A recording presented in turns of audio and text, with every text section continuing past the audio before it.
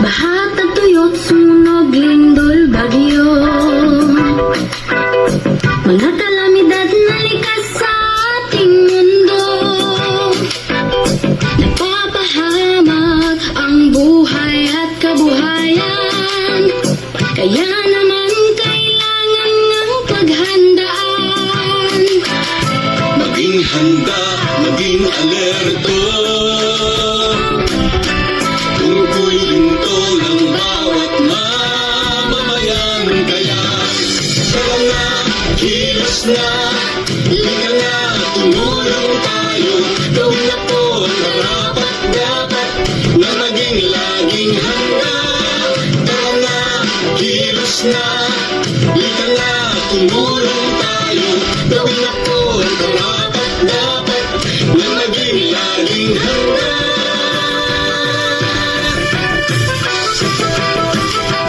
Laging handa.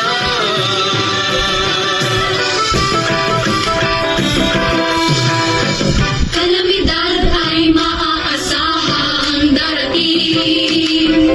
Sa di inaasahang oras, Kaya naman hindi na dapat hintayin.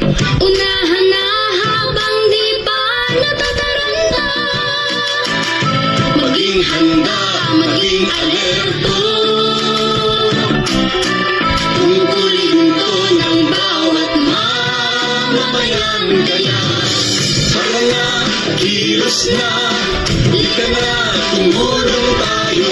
Gawin na po ang karapat-dapat na maging laging handa. Tara na, kilos na, lika na, tumulong tayo. Gawin na po ang karapat-dapat na maging laging handa. Suriin mo marumi ang iyong kapaligiran. Saan ka pala nakatira? Diyan ba ay bumabaha? Tuwig ka ba't pagkain, kumot pang silbi, first aid kit. Mga gamit pangligtas ng buhay dapat mabitbit. At sakaling lumindol, sumabog ang bigka. Meron bang matagdaan, palayo sa kasawian. Panahon na ay magupit, at ang hangin hagupit.